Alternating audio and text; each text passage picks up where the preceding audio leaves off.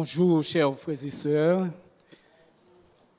chers auditeurs de Espérance FM et Espérance Média.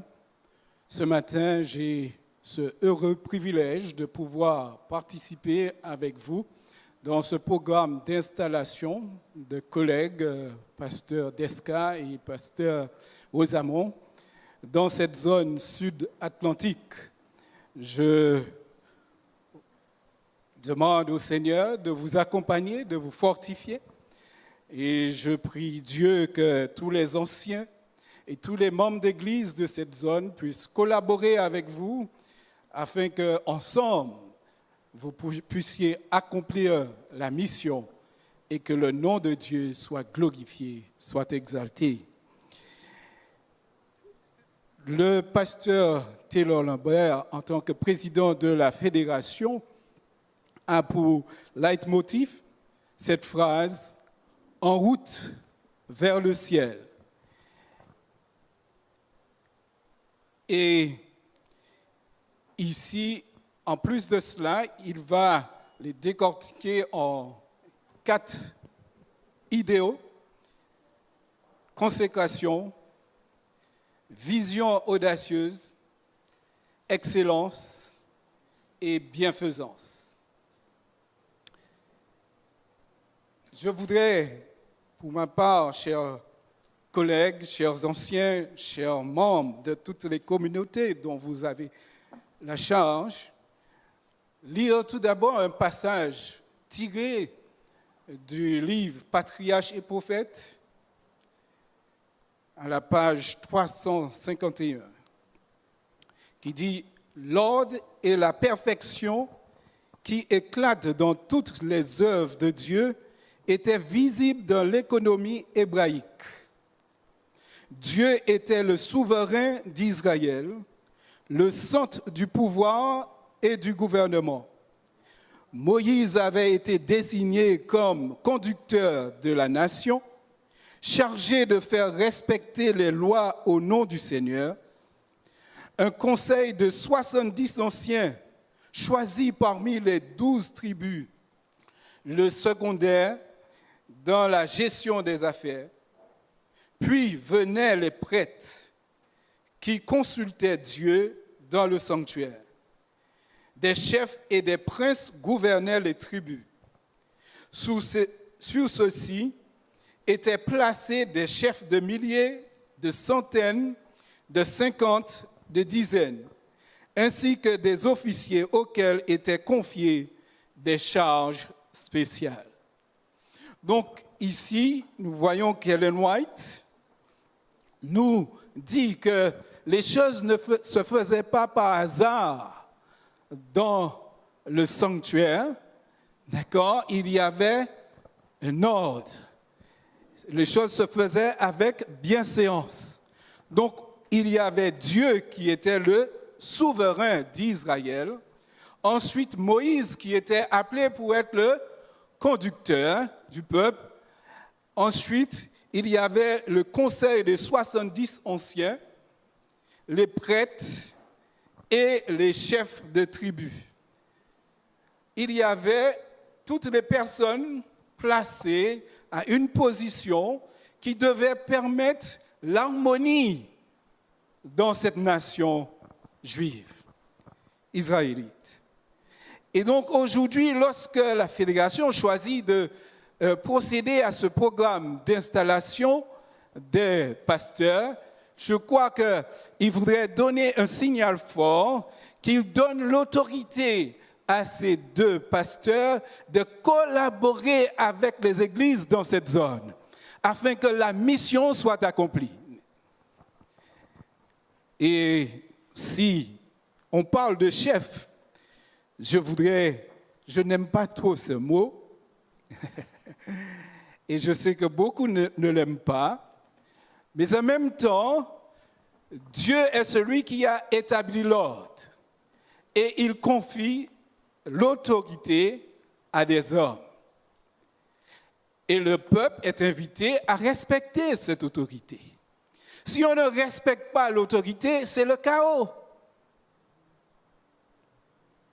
Maintenant, nous devons suivre ce que Dieu appelle à des responsabilités dans la mesure où eux aussi, ils suivent Dieu.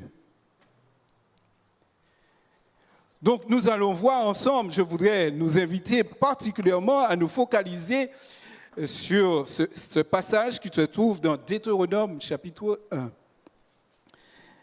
Deutéronome chapitre 1, nous allons parler d'abord de consécration, ici à partir du verset 3. Et alors que nous ouvrons la parole, je voudrais nous inviter à nous incliner. Éternel, notre Dieu, notre Père, nous te remercions pour ta parole et nous te demandons de nous accorder une double portion de ton esprit alors que nous ouvrons ta parole. Ce même esprit qui a guidé les auteurs de la Bible, nous te demandons qu'il soit avec nous et qu'il nous conduise dans toute la vérité afin que ton nom soit glorifié. C'est notre prière au nom de Jésus. Amen.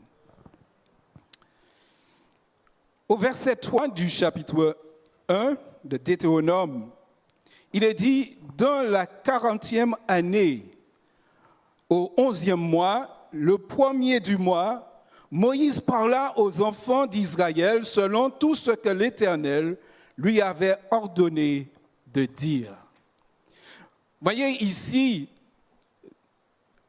on parle déjà de la fin de la période qu'ils étaient dans le désert.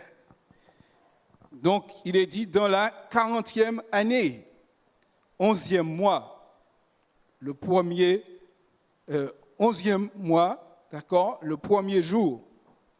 Donc, Moïse s'adressait aux enfants d'Israël selon quoi? L'ordre, selon ce que l'Éternel l'avait ordonné de dire. C'est-à-dire, avant de s'adresser au peuple, Moïse s'assurait en contact avec Dieu. Il se consacrait à Dieu et ainsi Dieu lui donnait ce qu'il fallait pour annoncer au peuple. Et donc si Dieu nous appelle à être des représentants du peuple, nous devons nous assurer de passer du temps avec Dieu, nous consacrer à lui afin qu'il nous remplisse de sa parole, de sa volonté, et que nous puissions transmettre tout cela au peuple. Si nous ne sommes pas consacrés à Dieu, nous risquons de dire ce que nous ressentons. Mais nos sentiments peuvent nous tromper. Donc, pour ne pas nous tromper par nos sentiments, appuyons-nous sur la parole de Dieu. Si nous nous appuyons sur la parole de Dieu, nous sommes sûrs de trouver le chemin. Quant à la vision audacieuse, Moïse nous permet de savoir. Au verset 6, il dit, « L'Éternel, notre Dieu, nous a parlé à Horeb en disant, « Vous avez demeuré dans cette montagne. Tournez-vous et partez. Allez à la montagne des Amoréens et dans tout le voisinage, dans la plaine, sur la montagne, dans la vallée, dans le midi, sur la côte de la mer, au pays des Cananéens et au Liban, jusqu'au grand fleuve, au fleuve d'Euphrate.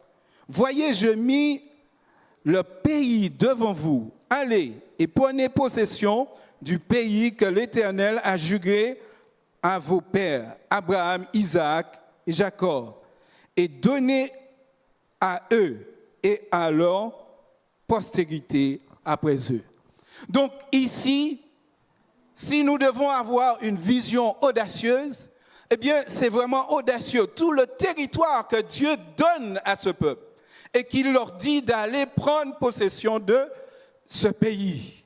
C'est une vision audacieuse. Mais la vision ne vient pas d'eux. La vision, c'est Dieu qui donne cette vision. Dieu leur a déjà dit ce qu'il faut faire. Ils savent où ils vont, ce qu'ils doivent faire. Dieu a donné la vision. Donc, chers pasteurs, si vous voulez la vision, et aujourd'hui, nous ne sommes pas l'Israël d'antan, nous sommes l'Israël spirituel. Aujourd'hui, notre mission, ce n'est pas la conquête géographique d'un territoire, mais notre mission, c'est de proclamer l'Évangile. Il est dit dans Matthieu chapitre 24, verset 14, « Cette bonne nouvelle du royaume sera prêchée dans le monde entier et alors viendra la fin. » Notre mission, c'est de prêcher l'Évangile. Et nous ne pouvons pas faire cela seuls. C'est la vision. C'est que l'Évangile soit proclamé au monde entier. Nous ne devons pas perdre cela de vue. Et nous devons nous engager, mais pas seuls. S'il est parlé d'excellence, l'excellence ne veut pas dire que je me retourne sur moi-même et que j'essaie de faire tout par moi-même. Écoutons ce que Moïse nous dit au verset 9. « Dans ce temps-là, je vous dis, je ne puis pas à moi seul vous porter. » Voyez, Moïse est un grand leader. Il reçoit la vision de Dieu. Il est en communion directe avec Dieu. Moïse est le plus grand leader, celui qui a parlé face à face avec Dieu. Mais là, il dit, il ne peut pas à lui seul porter ce peuple. Il reconnaît ses limites. Et ce n'est pas parce que vous avez été appelé à être pasteur ou ancien que vous devez agir seul. Vous ne pourrez jamais accomplir seul cette mission. Cette mission nous dépasse.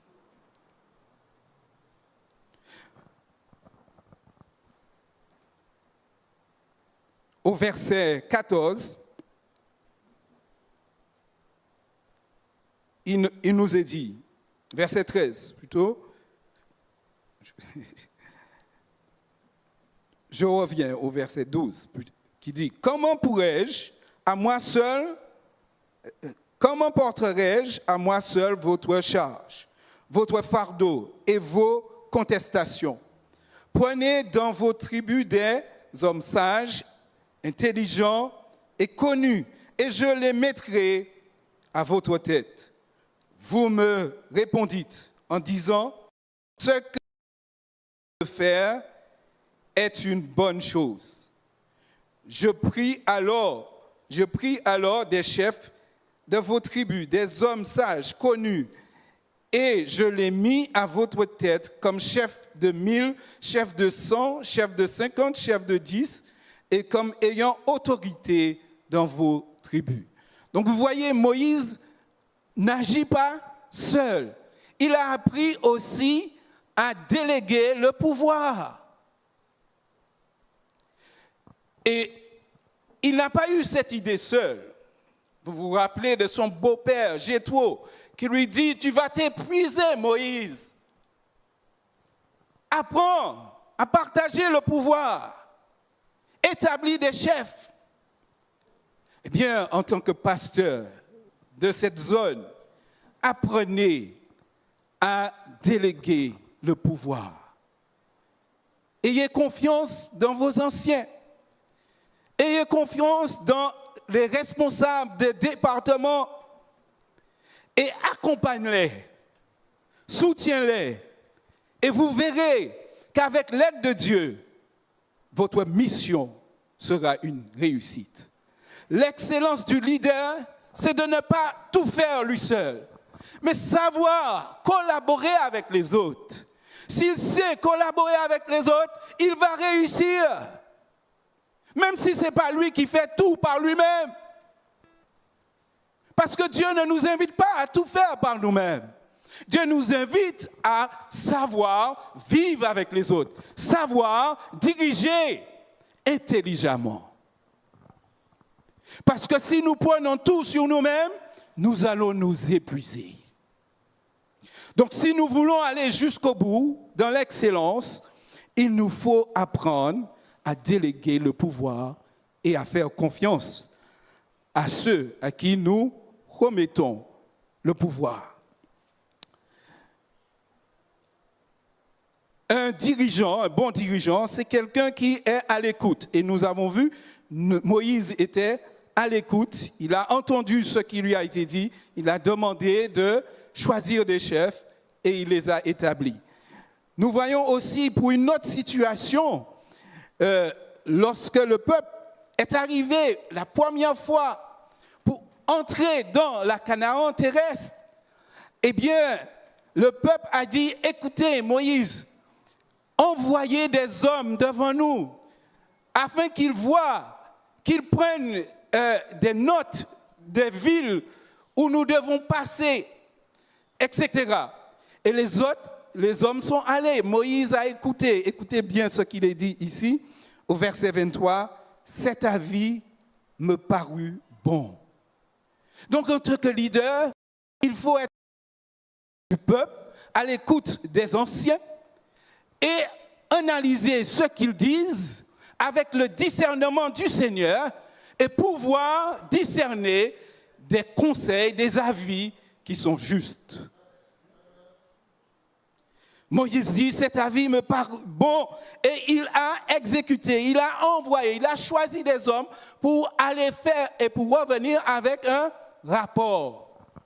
Ils sont revenus avec ce rapport et ils ont dit, effectivement, ce pays est un bon pays. Ils ont apporté des fruits de ce pays. Ce pays est un bon pays. Mais en même temps, ils ont dit, eh bien, il y a des géants. Et vous savez, au verset 28, il est dit, lorsque Moïse leur dit qu'il faut monter, il dit, où monterons-nous? Nos frères nous ont fait perdre courage en disant, c'est un peuple plus grand et de plus haute taille que nous. Ce sont des villes grandes et fortifiées jusqu'au ciel. Nous y avons même vu des enfants d'Anak. Donc, ils ont eu peur. Ils ont envoyé des gens pour faire un rapport, mais quand ils sont venus avec le rapport, ils ont dit effectivement, bon point, ce pays est un bon pays. C'est merveilleux. Mais le X, c'est, il y a des géants. Le peuple a eu peur. Mais regardons la réaction du leader. Au verset 29, il est dit, je vous dis, ne vous épouvantez pas et n'ayez pas peur d'eux. L'Éternel, votre Dieu, qui marche devant vous, combattra lui-même pour vous, selon tout ce qu'il a fait pour vous sous vos yeux en Égypte. Puis au désert, où tu as vu que l'Éternel, ton Dieu, t'a porté comme un homme porte son fils pendant toute la route que vous avez faite jusqu'à votre arrivée en ce lieu. D'accord? Donc, il y aura des gens qui vont faire des rapports, qui vont dire toutes sortes de choses pour effrayer le peuple. Mais en tant que dirigeants, nous ne nous appuyons pas sur les paroles des uns et des autres. Nous nous appuyons sur la parole de Dieu. Et parce que nous sommes consacrés à Dieu, nous avons fait notre propre expérience avec Dieu. Nous le connaissons personnellement. Alors nous n'avons pas peur. Parce que nous savons en qui nous croyons. Nous savons qui est notre chef. Le vrai chef, c'est Dieu. C'est de lui que nous prenons conseil. C'est dans sa parole que nous puisons nos conseils et dans l'esprit de prophétie. Et peu importe l'agitation du peuple, nous restons attachés à la parole. Même si le peuple est agité, nous restons attachés à la parole. Un vrai leader s'attache à la parole, connaît son Dieu. Oh, chers amis, le peuple a montré leur méfiance. qu'ils n'avaient pas confiance en Dieu, malgré tout ce que Dieu a fait pour eux. Qu'est-ce qu'ils ont murmuré contre Dieu? Et si Dieu, pour les uns, peut reconnaître la méchanceté, il reconnaît aussi la sincérité des autres. Ici, au verset 34, il est dit, « L'Éternel entendit le bruit de vos paroles.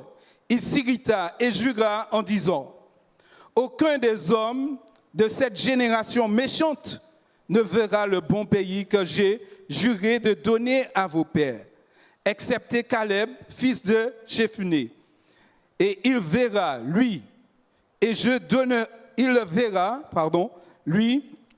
donnerai à lui et à ses enfants le pays sur lequel il a marché, parce qu'il a pleinement suivi la voie de l'Éternel. » Voyez, si ici, Dieu dit qu'un certain nombre ne vont pas rentrer dans le bon pays qu'il a juré de donner au Père, eh bien, il dit que moi, je reconnais que Caleb pourrait rentrer, parce que c'est quelqu'un qui a suivi mes voies.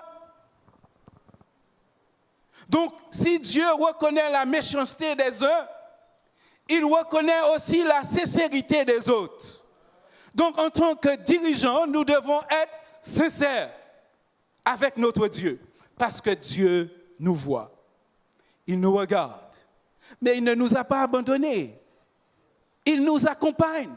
C'est vrai qu'il y aura des moments où on va trembler, on aura peur, on ne saura même pas quoi faire. Mais si nous nous appuyons sur Dieu, si nous remettons les choses entre les mains de Dieu, je suis sûr par expérience, il apportera la solution. Il apportera la solution. Oh, on voit ici un leader. Il n'est pas parfait. Bien sûr, nous voyons des aspects merveilleux de sa part, mais il n'est pas parfait. Au verset 37, il dit, « L'Éternel s'irrita aussi contre moi, à cause de vous. » Et il dit, « Toi non plus, tu n'y entreras point. » Voyez, Moïse, Dieu lui dit qu'il ne peut pas rentrer. Pourquoi? Parce que lorsque Dieu lui avait demandé de parler au rocher pour que le peuple ait de l'eau, Moïse, à force d'entendre les murmures, etc., il s'est fâché. Et au lieu de parler au rocher, il a frappé le rocher. Il a fait comme si la chose venait de lui-même. Mais Dieu lui avait déjà demandé de parler au rocher. Il suffisait qu'il agisse comme Dieu avait demandé. Et, chers amis, un vrai leader doit reconnaître que parfois, il peut commettre des erreurs. Et avoir suffisamment d'humilité et de dire, effectivement, je reconnais. Je vous demande pardon, mais on va continuer par la grâce de Dieu. Un leader qui ne sait pas reconnaître ses faiblesses n'est pas un bon leader. Un bon leader, c'est celui qui sait reconnaître ses faiblesses. Parce qu'on est humain, on n'est pas encore parfait, on n'est pas encore au ciel. C'est seulement au ciel qu'il y aura la perfection. Mais nous sommes sur cette terre et nous pouvons commettre des erreurs. Mais l'Esprit de Dieu peut nous diriger. Et nous pouvons apprendre de nos erreurs. Parce que nous sommes en route vers l'excellence. L'excellence ne tombe pas un seul jour du ciel. L'excellence, ça s'apprend.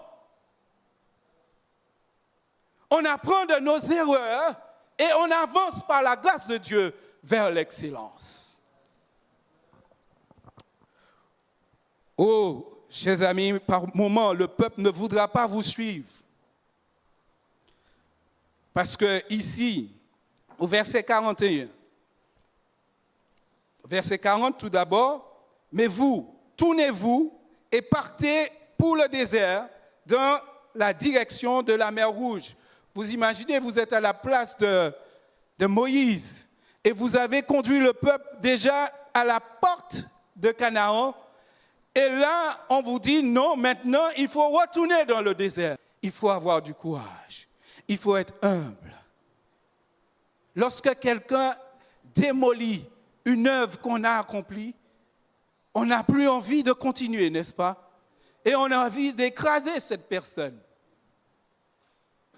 Mais Dieu lui dit, écoute, Moïse, tu vas retourner dans le désert avec le peuple. Et il est retourné pendant 40 ans avec ce peuple, mes amis. Mais le peuple, par présomption, pas par la foi, par présomption, va s'opposer à Moïse. Lisons, au verset 41. Vous répondîtes en me disant, nous avons péché contre l'Éternel. Nous monterons et nous combattrons, comme l'Éternel notre Dieu nous l'a ordonné. Et vous ceignîtes chacun vos armes, et vous fîtes le projet téméraire de monter à la montagne. L'Éternel me dit, dis-leur, ne montez pas et ne combattez pas, car je ne suis pas au milieu de vous. Et ne vous faites pas battre par vos ennemis. Je vous parlais, mais vous n'écoutâtes point. Et vous fûtes rebelles à l'ordre de l'Éternel. Et vous montâtes audacieusement à la montagne. Alors les Amoréens, vous qui habitent cette montagne, sortirent à votre rencontre et vous poursuivirent comme font les abeilles. Ils vous battirent en Séir jusqu'à Horma. À votre retour, vous pleurâtes devant l'Éternel, mais l'Éternel n'écouta point votre voix et ne vous prêta point l'oreille. Donc vous voyez, parfois le peuple ne voudra pas vous suivre. Mais ayez confiance en Dieu. Appuyez-vous sur la parole de Dieu. Il faut vous assurer que ce que vous dites est basé sur la parole de Dieu. Et si le peuple ne veut pas écouter, ce n'est pas votre devoir de les prendre par col et les obliger. Ce que vous avez à faire, c'est annoncer la parole de Dieu. C'est le devoir du peuple d'écouter la voix de Dieu, d'obéir à Dieu. Et lorsque nous obéissons, nous réussissons.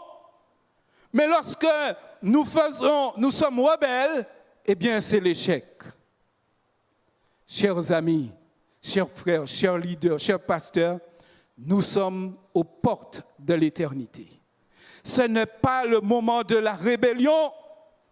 C'est le moment pour nous, en tant que peuple de Dieu, de nous unir pour terminer cette grande mission que l'Éternel nous a confiée.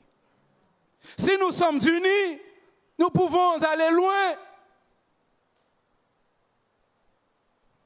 Mais si nous ne sommes pas unis, eh bien, nous allons perdre le combat. Mais ceci ne signifie pas que Dieu a perdu le combat. Dieu va faire avec nous ou sans nous. Nul n'est indispensable dans l'œuvre de Dieu. C'est une grâce que Dieu nous fait de collaborer avec lui. À nous de décider de nous consacrer à son œuvre. Si nous nous consacrons à son œuvre, il nous donnera la réussite. Voyez, Moïse n'a pas abandonné, Moïse a continué avec le peuple. Et lorsque le moment, les 40 ans épuisés dans le désert étaient arrivés, eh bien, il devait rentrer. Regardez, avec la bienveillance, Moïse va agir. Ici, au verset 25, Dieu lui dit, commencez la conquête. Fais-lui la guerre.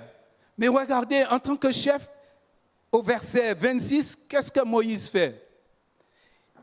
J'ai envoyé du désert de Kédémoth des messagers à Sion, roi de Hesbon, avec des paroles de paix.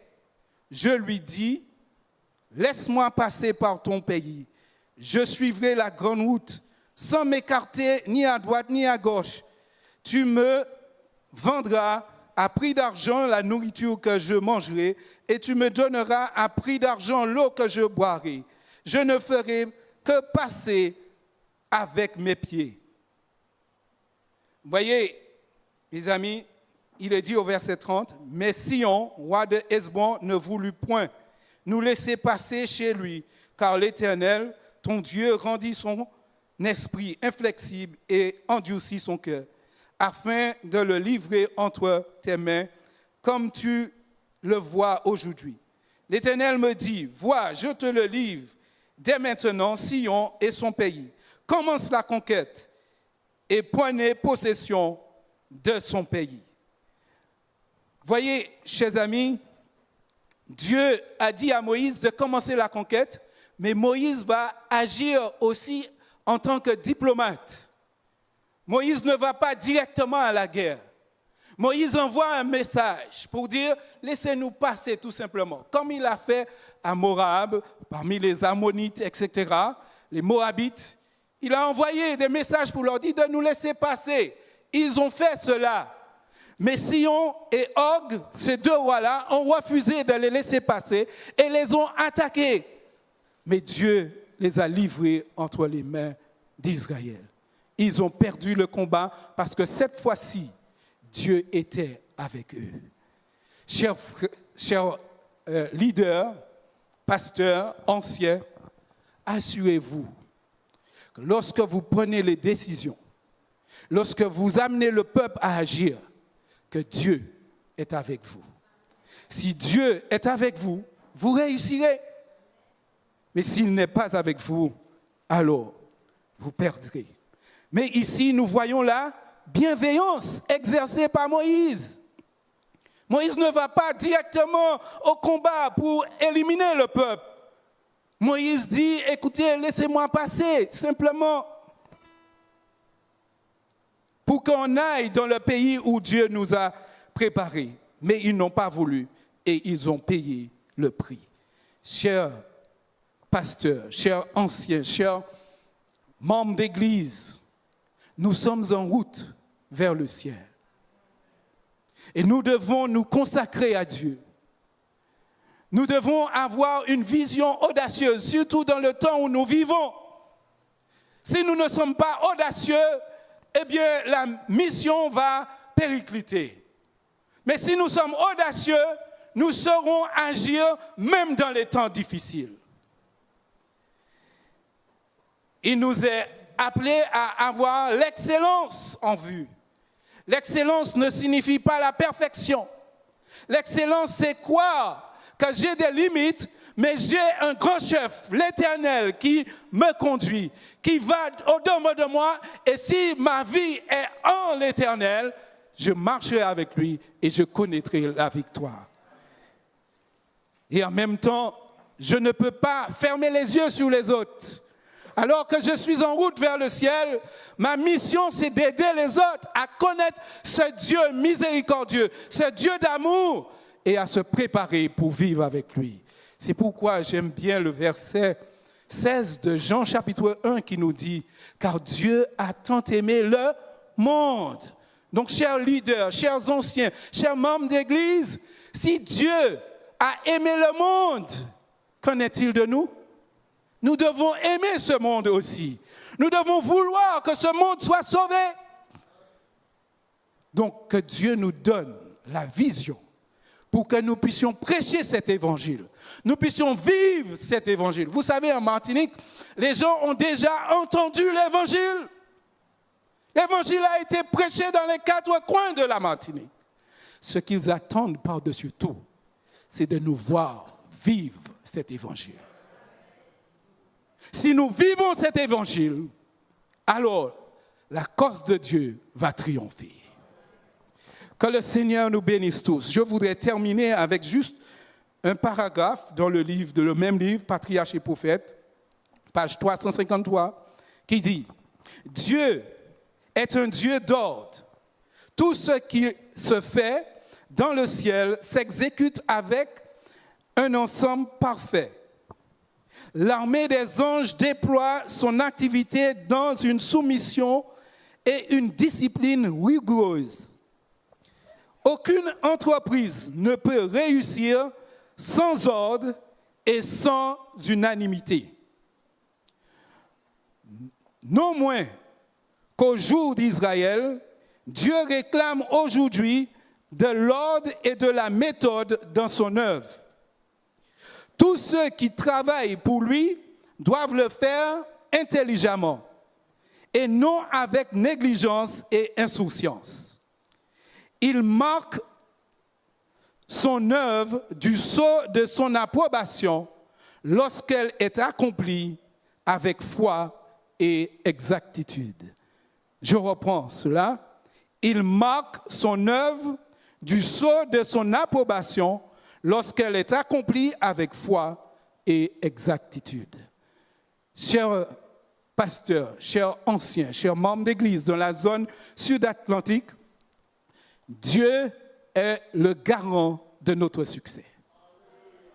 Si nous suivons l'ordre de Dieu, nous sommes sûrs de réussir. Parce qu'il ne va pas nous abandonner, il ne va pas nous délaisser. Soyons confiants en Dieu, ayez confiance, unissons-nous. Aujourd'hui, plus que jamais, c'est très difficile d'être pasteur parce que beaucoup ne croient plus dans les doctrines de l'Église. Beaucoup enseignent toutes choses fausses. Mais en tant que dirigeants, nous devons nous appuyer sur « Ainsi dit l'Éternel ». Et si nous nous appuyons sur ça, beaucoup reviendront. Je le crois. Beaucoup reviendront parce que l'œuvre de Dieu n'est pas dans le désordre. Dieu est un Dieu d'ordre. Si nous nous appliquons à ce que Dieu nous demande, eh bien, il s'assurera aussi que son œuvre réussisse. Que le Seigneur nous bénisse, nous fortifie. Chers pasteurs, je voudrais vous engager à vous consacrer à Dieu.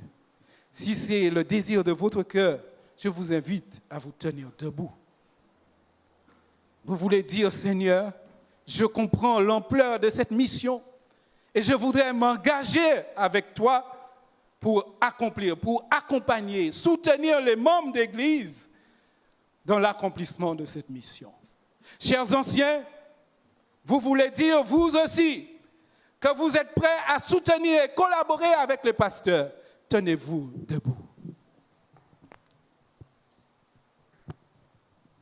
Chers membres d'Église, vous aussi, vous voulez dire, nous voulons vous faciliter la tâche. Parce que nous voulons tous arriver dans la Canaan céleste. Nous voulons tous être sauvés. Si c'est le désir de votre cœur, tenez-vous debout pour dire au pasteur, nous sommes prêts à collaborer avec vous. Chers amis, Dieu voit notre cœur. Il voit notre engagement. En cet instant même, je vais appeler le président afin qu'il fasse une prière pour cette zone Sud-Caraïbe dans l'engagement que prend pasteur ancien et les membres d'église. Cher président, tu peux venir.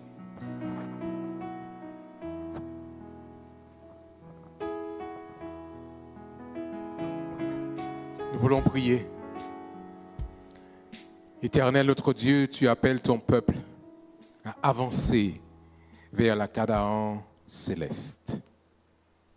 Nous voulons, Seigneur, que tu enlèves de nous toute idée de rébellion et que nous soyons prêts à te suivre pas à pas. Ô Seigneur, bénis encore ceux que tu appelles en qualité de dirigeants. Inspire, éclaire, motive, afin que le peuple, l'Église, aille dans la bonne direction. Pardonne, Seigneur, les fautes passées, les erreurs commises. Renouvelle ton Église, renouvelle la force de cette communauté, afin qu'ensemble, Seigneur, avec les anciens, avec les pasteurs, cette Église aille de victoire en victoire.